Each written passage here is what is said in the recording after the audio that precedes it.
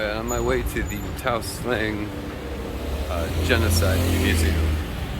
So this is in Phnom Penh, Cambodia.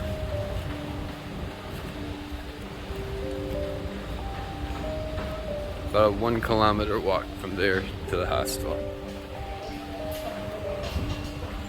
Alright, we'll continue later. Well, here's the outside. It was originally a school. Pol Pot closed the schools, took all the teachers and scientists and all the doctors and politicians that were against him, and they ended up in places like this. Well, thank you for tuning in to Backpackers or Bust. Today we're going to be looking at a museum in a school in Phnom Penh. It's called the Sleng Genocide Museum, or the S21 Prison. This is a Khmer Rouge prison from the late 70s.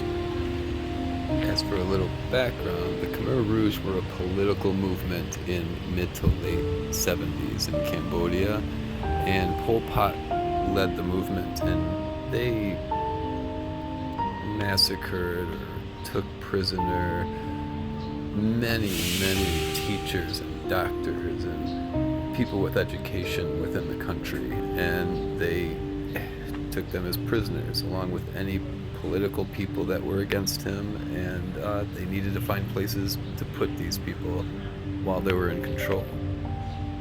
So the S21 prison was originally the high school there, and it was 5 buildings in the complex, and it was converted in April of 1976.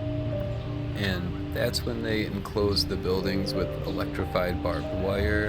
They converted the classrooms into tiny prisons and torture chambers. All the windows were covered with iron bars or barbed wire to prevent escapes and other things. From 1976 to 1979, an estimated 20,000 people were imprisoned here at the Sleng Prison, or the S21 Prison.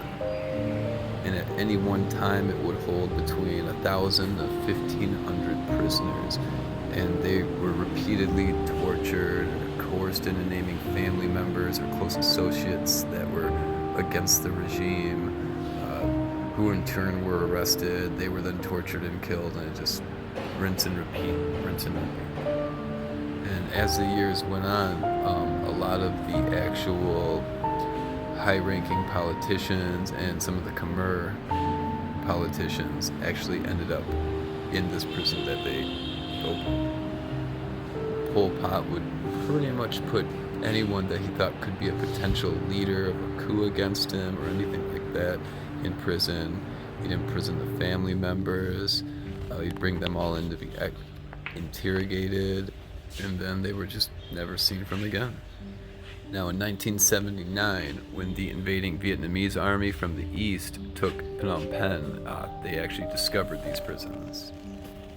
Now, upon arrival at the prison, prisoners were photographed. They were required to give detailed autobiographies, beginning with their childhood and ending with when they got arrested.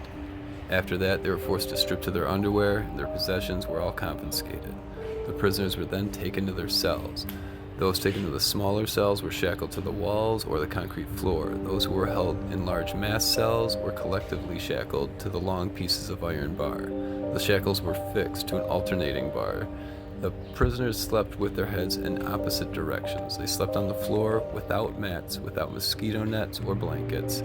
They were forbidden to talk to each other. A prisoner's day began at 4:30 in the morning, when the prisoners were ordered to strip for inspection. The guards checked to see if the shackles were loose or if the prisoners had hidden objects that they could use to commit acts of violence.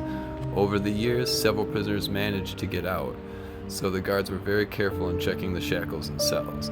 The prisoners received 4 small spoonfuls of rice porridge and a watery soup of leaves twice a day. Drinking water without asking the guards for permission resulted in a serious beating, and the inmates were hosed down every 4 days in lieu of a shower. The prisons had very strict regulations. The severe beatings that were inflicted upon any prisoner who disobeyed. Almost every action had to be approved by one of the prison's guards. And the horrible conditions that the prisoners had to live in. It ended up causing skin diseases, lice, rashes, ringworm, all types of other ailments. And the prison staff, they were untrained and offered treatment only to sustain prisoners' lives after they had been injured during interrogation. When prisoners were taken from one place to another for interrogation, they were blindfolded. Guards and prisoners were not allowed to talk. Moreover, within the prison, people who were in different groups were not allowed to have contact with one another. Most of the prisoners of S21 were held for 2 or 3 months. However, several high-ranking Khmer Rouge cadres were held much longer. Within 2 or 3 days after they were brought to S21, all prisoners will have been taken in for interrogation. The torture system at Sleng was designed to make prisoners confess to whatever crimes they were charged with by their captors. The prisoners were routinely beaten and tortured with electric shock, searing hot metal instruments, and hanging, as well as through the use of various other devices. Some prisoners were cut with knives or suffocated with plastic bags. Other methods for generating confessions including pulling out fingernails while pouring alcohol on wounds, holding prisoners' heads underwater, and the use of the waterboarding technique. The women were sometimes taken advantage of by the interrogators. It was against democratic Kampuchea policy, but it happened. The perpetrators who found out were executed. Although many of the prisoners died from abuse, killing them outright was discouraged but accepted. And there is record of the medical unit at Sleng killing over 100 prisoners by bleeding them to death. The prisoners, their confessions were pretty orderly. The prisoners were asked to describe their personal background and if they were party members, and then they had to say when they joined the revolution and describe the work assignments they did in that. Then the prisoners would relate their supposed treasonous activities in chronological order. The third section of the confession text described prisoners' thwarted conspiracies and supposed treasonous conversations. At the end, the confessions would list a string of traitors who were the prisoners' friends, colleagues, or acquaintances. Some lists contained over 100 names. People whose names were in the confession list were often called in for their own interrogation.